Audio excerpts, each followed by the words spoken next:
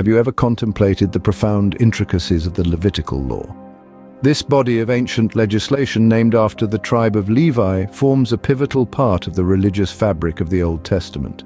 Originating from a period steeped in divine encounters and spiritual revelations, the Levitical law provides a comprehensive guide to living a sacred life. Across its many chapters, the law explores a breadth of topics, from rituals and offerings to social conduct and ethical imperatives. However, nestled within this vast codex, Leviticus Chapter 24 stands out with its unique blend of ritualistic instruction and moral edict. Its complexity and significance cannot be overstated, offering a profound insight into the spiritual and societal perspectives of the time. It's important we note that the chapter serves as a crucial juncture in the Levitical law, bridging the gap between the divine and the mundane. So, are you ready? Dive with me into a detailed exploration of Leviticus chapter 24. Let's embark on our journey with the first 4 verses of Leviticus chapter 24. The opening verses of Leviticus 24 outline the instructions given to the Israelites about the maintenance of the lampstand.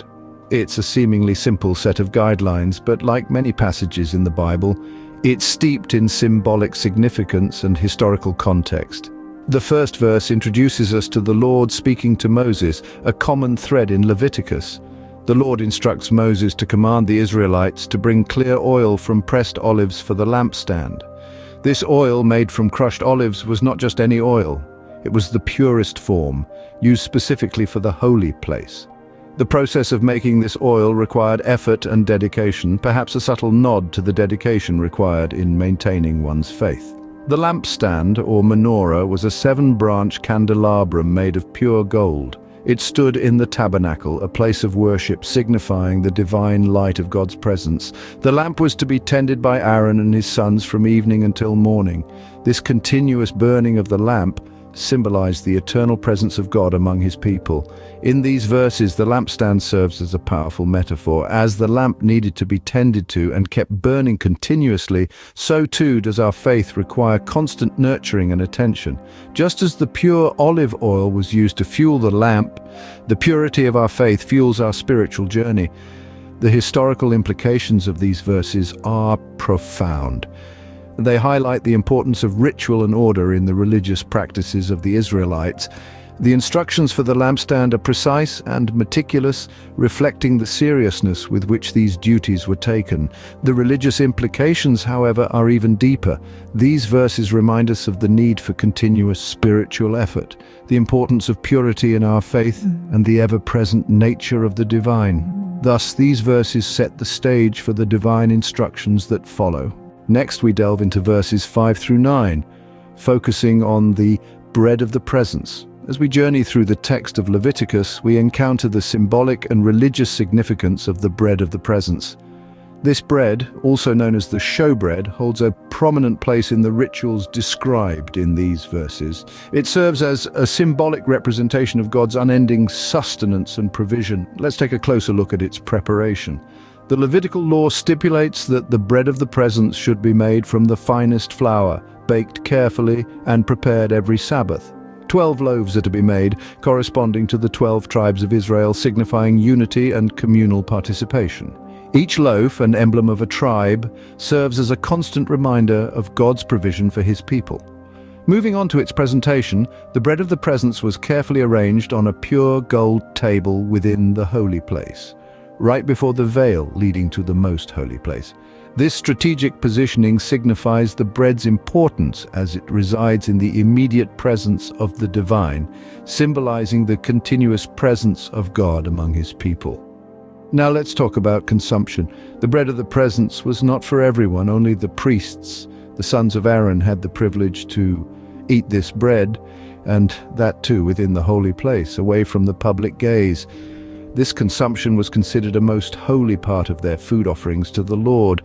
This ritual underscores the sacredness attached to the bread and the priest's role as mediators between God and his people. So what we see here is not just bread. It is a symbol of unity, provision, presence, and consecration. It is a tangible expression of the divine-human relationship, a constant reminder of God's unwavering commitment to his people. The bread of the presence, therefore, represents a sacred tradition as per these verses. Finally, we arrive at the last segment of chapter 24, verses 10 through 23. Our journey through the 24th chapter of Leviticus brings us now to a tale that serves as a stark reminder of the importance of respecting the divine. We delve into the story of a man who committed an act of blasphemy and the severe consequences that befell him as a result. In these verses, we encounter a man, an Israelite woman's son, who blasphemes the name of God with a curse. This incident is not taken lightly. It's treated with an utmost sense of urgency and severity, reflecting the sanctity with which the divine name is held. The man is immediately taken into custody, awaiting a clear directive from God on the appropriate punishment. Now, this is where the narrative takes a rather severe turn. God's commandment to Moses is clear and unequivocal. The blasphemer is to be stoned outside the camp by the entire congregation, a punishment that surely sends shivers down our spine today. But remember, we're viewing this through the lens of a different era, a time when reverence for the divine was paramount, and any form of disrespect was met with severe consequences. This story is not just about the punishment of one blasphemer. It serves as a broader lesson on the importance of maintaining sanctity and respect for the divine. The Israelites are commanded to hold the name of their God in the highest regard, and anyone who dares to curse this name, whether an Israelite or a foreigner living among them, must bear the consequences. The weight of this commandment is further emphasized by the principle of an eye for an eye, a tooth for a tooth that follows. This principle, often misunderstood, serves to ensure that the punishment fits the crime, neither exceeding it nor falling short of it. It's a call for justice, but also a reminder of the grave repercussions of disregarding the divine. In these verses, we're also reminded that there's no partiality in God's judgment. Whether one is a native-born Israelite or a foreigner, the law applies equally. The same standard of reverence and respect is expected from all, and the same consequences await those who fail to uphold it. As we reach the end of this section, we can't help but reflect on the gravity of the lesson it imparts. The story of the blasphemer serves as a stark reminder of the importance of upholding respect for the divine, a principle that transcends time and culture. It underscores the belief that every action has its consequences and that disrespecting the divine is a transgression that carries a heavy price. These verses thus emphasize the consequences of disrespecting the divine. Having journeyed through each verse of Leviticus chapter 24, let's recap the major points. Our exploration began with the first 4 verses, detailing the eternal flame of the lampstand. This isn't just about keeping a lamp burning continuously. It symbolizes the perpetual presence of God amongst His people and their ceaseless devotion to Him. It's a powerful reminder of how the divine light should permeate our lives, guiding our actions and decisions. Next, we delved into verses 5 to 9, where the bread of the presence was introduced. This wasn't ordinary bread, it was a sacred offering, a symbol of God's provision and the community's gratitude.